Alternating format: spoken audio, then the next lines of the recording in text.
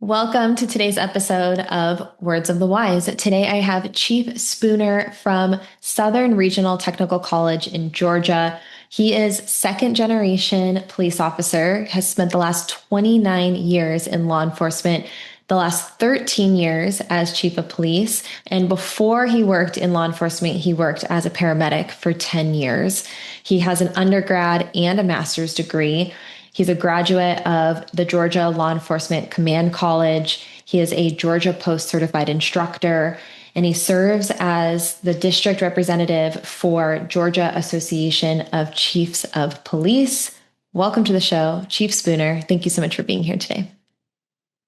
Thank you, Paige. Very honored to be here. Thank you. You're welcome. So there are a few things that I left out in your bio because I actually wanted to have this conversation with you. You said that you have three sons Yes. and you are a granddad. Correct. Yes. Um, And Grandchildren bring a whole new perspective on life. You kind of like you don't realize that until you get them, but it's been wonderful. I heard someone told me recently, they said that being a grandparent is way better than being a parent. And they said if you can just skip over the parent part and just be a grandparent, like they would do that all day long. So that's something to look forward to. Anyone who's listening who has kids, maybe one day you get to be a grandparent and it's way better. Yeah. Yeah.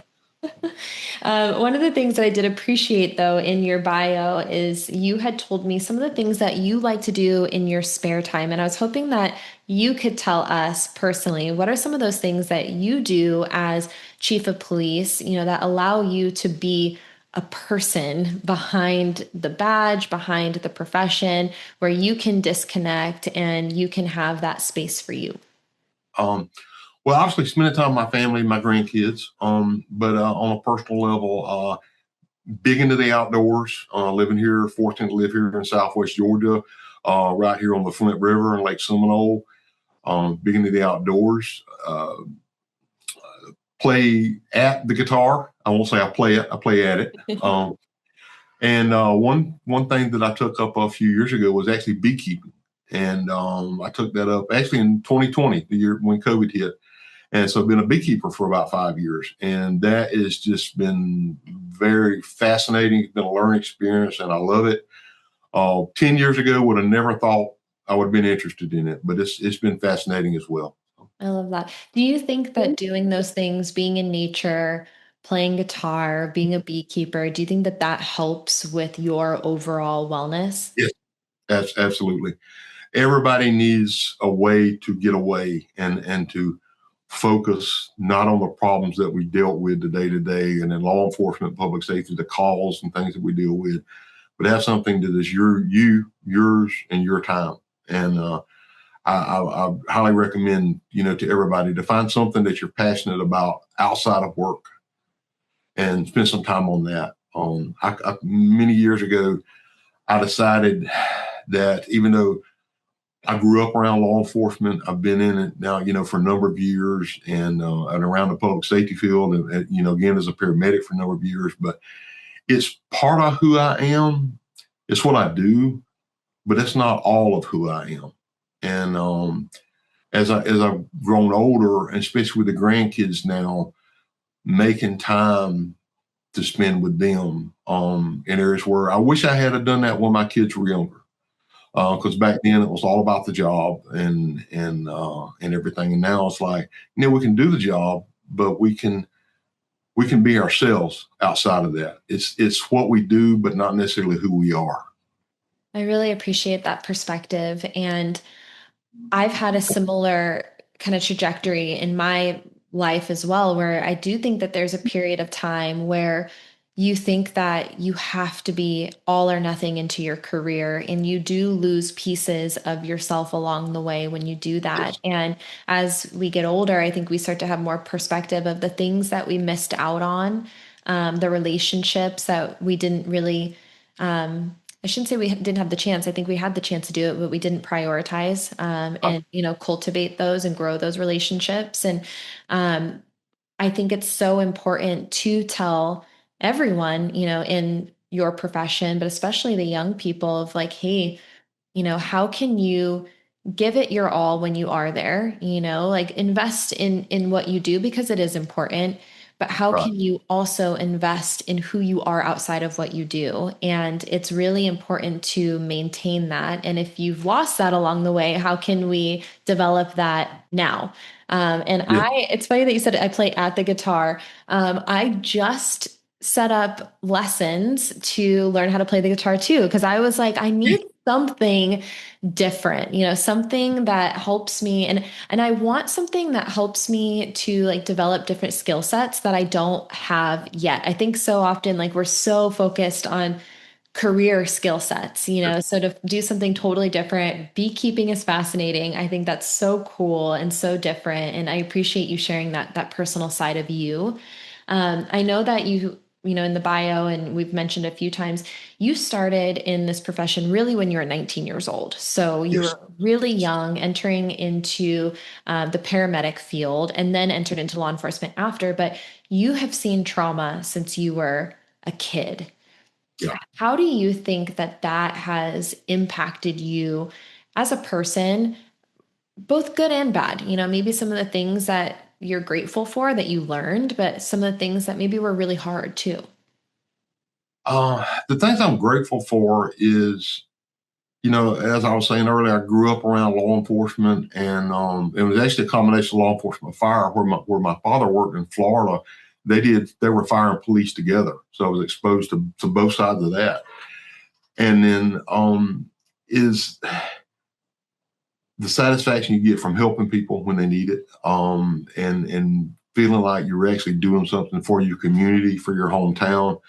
Um, that's been the great parts about it, that I feel very fortunate to have been able to be in those roles before.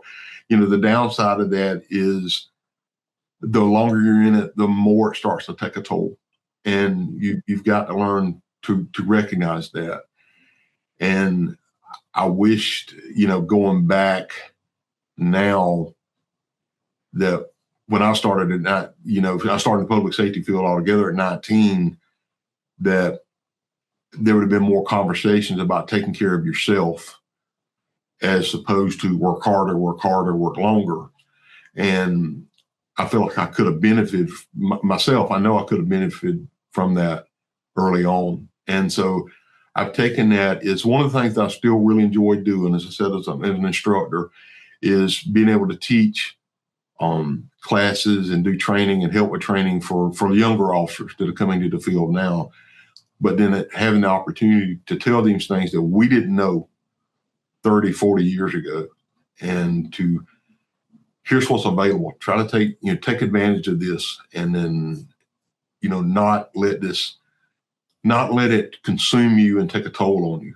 And the reality of it is, whether we're in a small town or a big city, in the public safety field and in law enforcement, we're going to get exposed to those incidents. It's just a matter of time and how often. We know it's going to happen. So go ahead and prepare yourself, just like we wear our body armor and our protective gear. Just go ahead and prepare yourself, for they're going to happen, and you can deal with it and you can get through it. So, Yeah.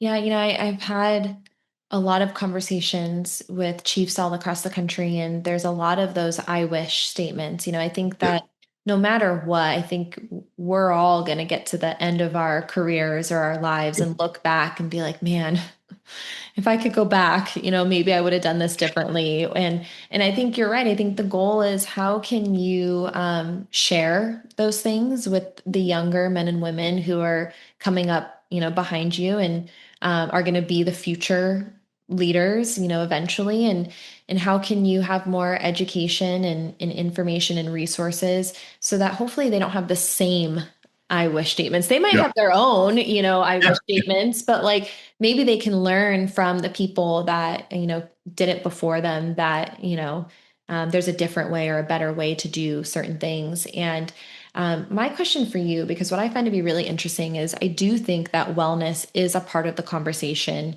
now more than it ever has been. I think everyone who's listening to this would agree with that.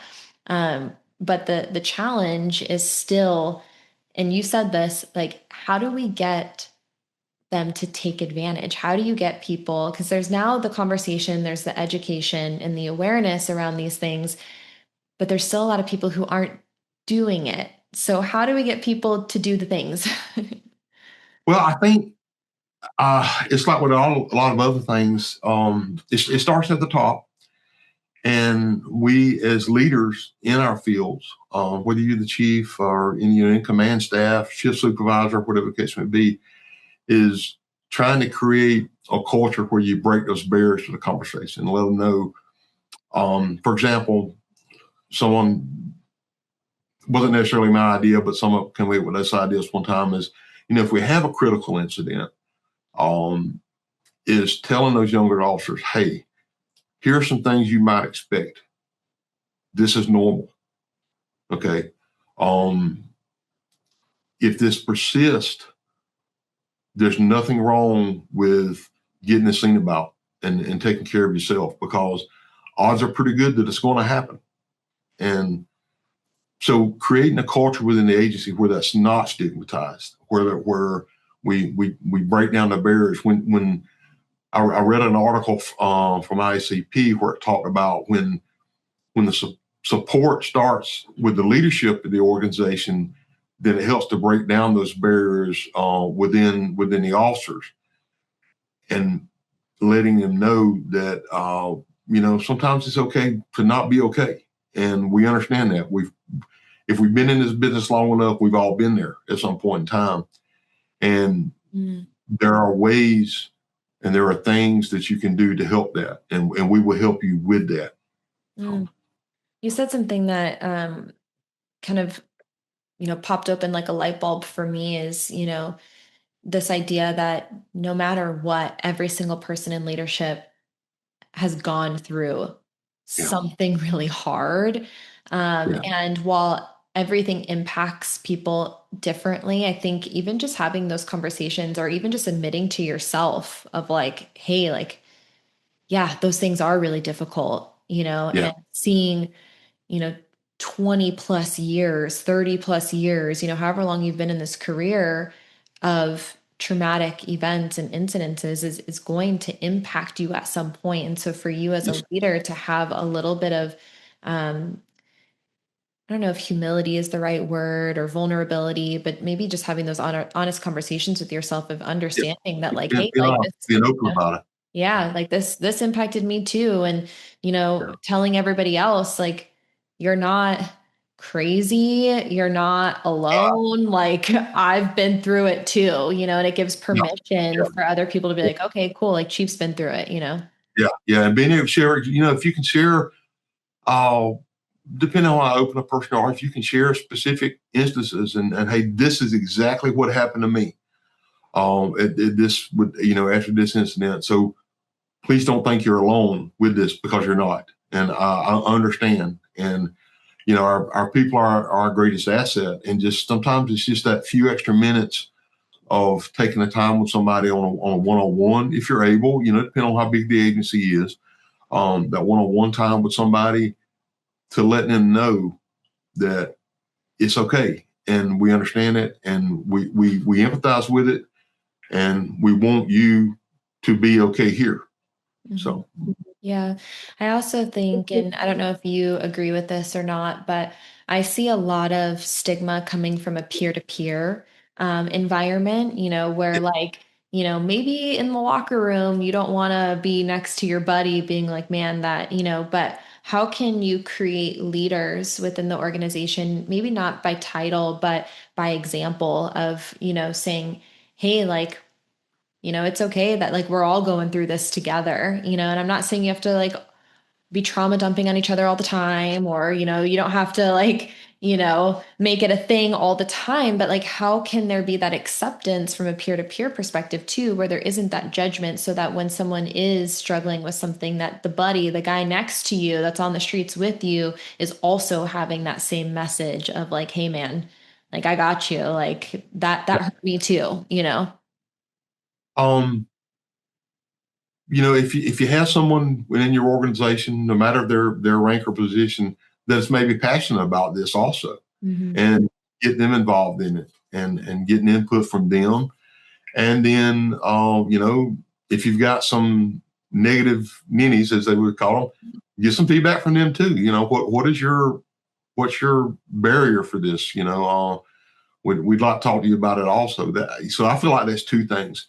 The other thing too is, as I was mentioning, I think I mentioned earlier before we got on the air, was the state of Georgia has been very proactive with mental health care for law enforcement, for first responders. Mm-hmm. And the Office of Peer Support also trains peer counselors. So you can bring somebody in from another agency that maybe is on, has a similar duties, the same rank or whatever of different people in your agency, and they can talk to them.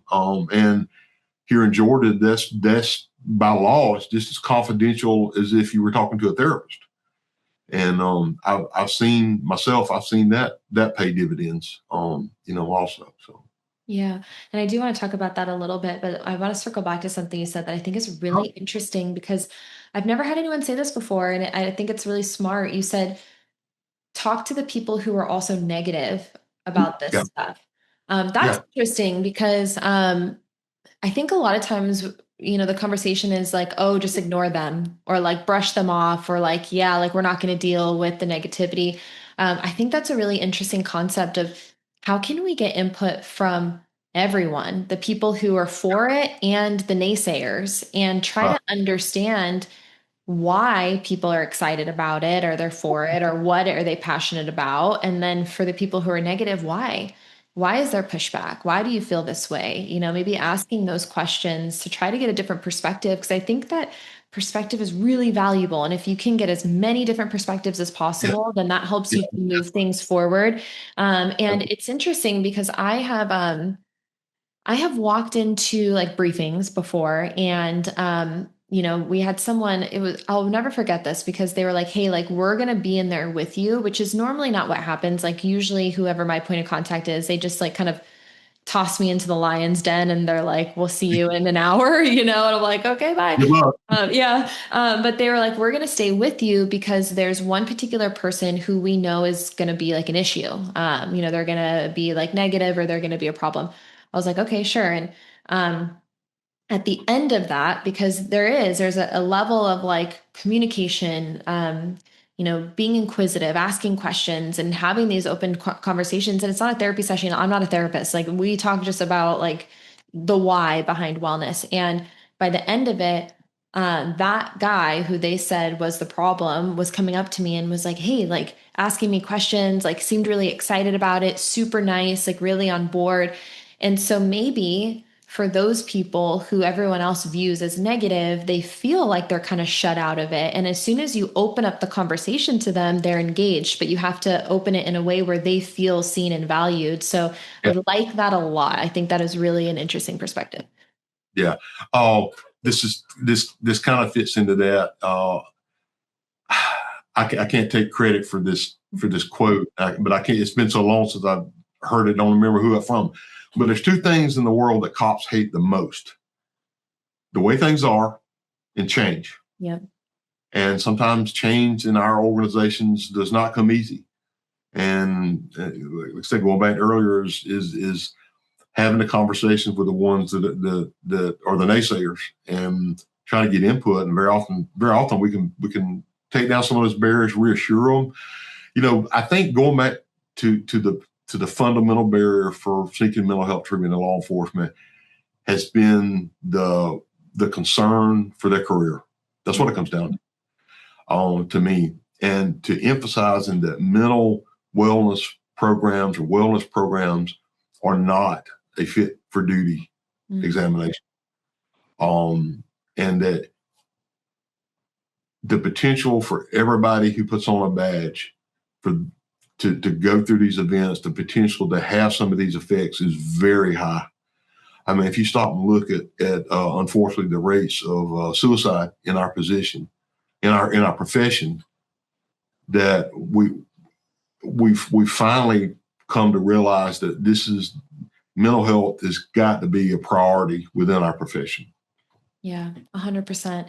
And I do want to kind of go back to some of the things you were saying before about what the state of Georgia is doing in order to be proactive for Yeah. mental health and resources. And you said at the very end that you had some personal experiences where you saw firsthand the benefit of these resources. And I know you shared a little bit with me, but you worked with an agency and there were two different incidences, Yes. one before resources and one after. So can you tell Yeah. us a little bit about that? And what was the difference that you saw between the first incident where there were no resources and the second one where you had these resources? Yeah. I spent a number of years at the Decatur County Sheriff's Office here, where I spent a good portion of my career, patrol, investigation, training officer, tactical team commander, whatever. And when I was there full time back, this would have been 2007, 2008, somewhere along those lines. We had a line of duty death with an automobile accident. This was before what I'm going to talk about in a second. And then so some years later, we had a line of duty death, which was by gunfire of another deputy. So after that second line of duty death happened within the agency, before then, Georgia had developed the Office of Peer Support through the Department of Public Safety. It's a statewide agency where they have trained peer counselors and mental health professionals that are on staff full time.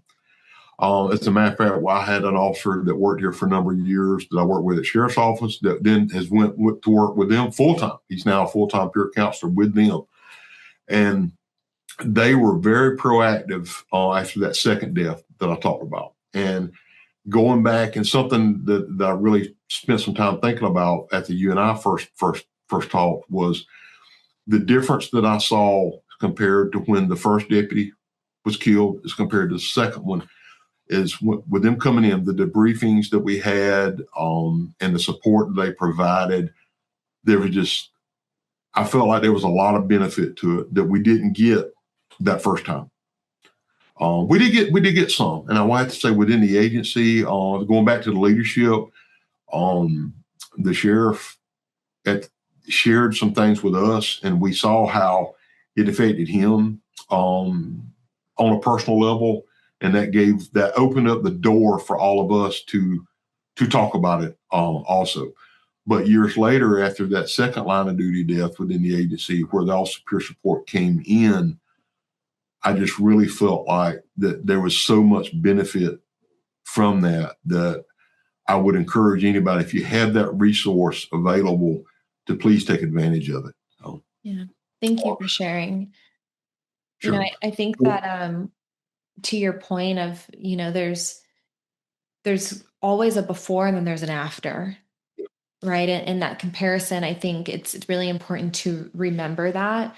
And I think everyone would agree that you would rather have the resources and not need them than Yes. need them and not have them. And everyone has been in that situation where they've needed it and not had it. And so it goes back to that idea of proactive preventative. Yeah. Maybe you're not seeing a lot of injuries right now. Maybe you're not seeing a lot of mental health claims right now, but that doesn't mean that those things might not happen in the future. And when they do, you want to make sure you have the resources that are going to help your people. So Yeah. I appreciate you sharing that. Yeah. Um, Georgia also has a 24-hour class called the Public Safety Resiliency Program, and it touches a lot of aspects of life. Physical fitness, your family, financial wellness, spiritual wellness, but also talks about mental health. And so that class has been offered for several years here in Georgia, and in fact, now it's part of our basic law enforcement academy. So I had an officer that was one of the first ones to take that class. And then some years later, he was involved in a critical incident where he was okay, but there was a death involved. And so sometime later after that, I asked him, I said, how do you think that class prepared you for what you went through, when this incident happened? And he was very positive about it.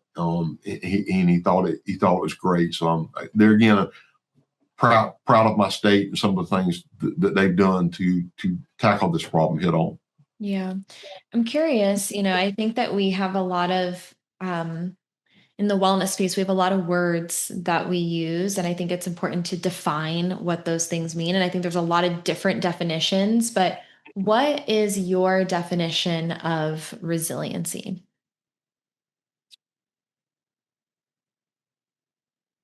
Being able to continue in your job, but not, but understanding that these things are going to have an effect on you. And there's things that you can do to deal with those effects. It's going to become part of who you are. There's no way around it. Mm-hmm. These incidents, there's no way you can walk away unscathed. But being able to turn that into a positive, being able to continue into your program and not let it have negative effects on your life, where it's your family life, your spiritual life, your financial life, whatever the case may be, is to not let it have effects on you. And to the, and in the end, hopefully come out stronger, Yeah. and then better able to prepare those that come after us, to prepare for those incidents. That's kind of what it comes to me. Yeah, no, I love that. And I've said this before, but I'm a visual person. So I always have a lot of like stories and visuals that I like to use. That's how I learn. So I don't know if you're the same, but there's this ancient Japanese practice, and I'm gonna have to look up the name because I can never remember it. And of course, like when I'm on the podcast, I'm like, I don't know what it's called. But basically, what it is they take broken pottery, so like dishes, cups, vases, and they put it back together with gold. Have you Yes. seen this Yeah. before? I actually read something about that the other day. I find out, like you, I can't remember exactly what it's called, but I just thought that was so fascinating the way they thought about it and the way they did that. Yeah. And like these things go for like a lot of money, right? It's like something where it's like highly sought after, right? This Yeah. broken Yes. piece of pottery that was put back together with, gold and adhesive or whatever. And that's how I view, um, resiliency and keep, everything that you were saying, like that's kind of exactly how I visualize it, is that like, we are all going to have cracks. Yes. Sometimes we're going to break. Yeah. And we can have the ability through resources and, different things to be able to put ourselves back together in a way that's maybe even stronger than it was before, or maybe even more beautiful than it Yeah. was before. And so I think of that all the time. It's like, yeah, like sometimes we completely shatter, and I think that we all have felt that at some point in our life where we're like, man, like it is so difficult. But there are ways for us to put ourselves back together and move forward stronger. And I think that's the goal of wellness, is how do we get you so that, yeah, you're going to still have those scars, you're still going to have those imprints on you. But how can you learn from it and grow from it? And how can you become even stronger because of it? And I love that you said, then how can we also use those experiences and those hardships to help other people? Yeah. And it becomes a superpower. I really believe that all the hard stuff that we go through becomes our superpower to be able to help other people. But we have to, be willing to put ourselves out there, and we have to be willing to talk about these things and show those imperfections in order to have the impact that I think we all want to have. I think we all want to feel like we're helping other people, to maybe not go through the same stuff that we did. And so I really appreciated that definition, and I agree. And that's kind of my visual that I think of, is that, Japanese. Yeah. One. Yeah. Yeah, it's kind of funny you mentioned that, because I read something about that the other day, and I was just really fascinated with it. And those pieces were incredibly beautiful. Mm-hmm. They were beautiful before, but after they put them back together like that, it added a degree of character to them that's so unique. And I thought it was really fascinating. Yeah. And I think we can all look at ourselves that way too, Yeah, So, exactly. my last question for you is for that younger generation. I know we talked about this a few times throughout our conversation, is how can we help to mentor? How can we help to, um, give resources early in the career. And so to the younger men and women entering into this career today, what words of wisdom would you share with them? Understanding that these things are going to happen. They're going to happen. Whether you're in a small town or big city, it's going to happen. And don't, if you've got to do it yourself, be proactive for yourself. Be your biggest advocate into looking at what possible resources that you have, asking us questions with the leadership of your agency, maybe spurring some conversations on, if you're in an area or agency where these things are not as prevalent, looking at potential other outside resources and peers that have been through similar circumstances. Very often that's some where you can get some of the best support is from people who have been there, done that, and can relate to you on your level. Yeah. Thank you. Thank you. Thank you so much for your time. I really enjoyed this conversation. I really appreciate you coming on here with me today. Thank you, Paige. Very honored to be here. Thank you. Of course.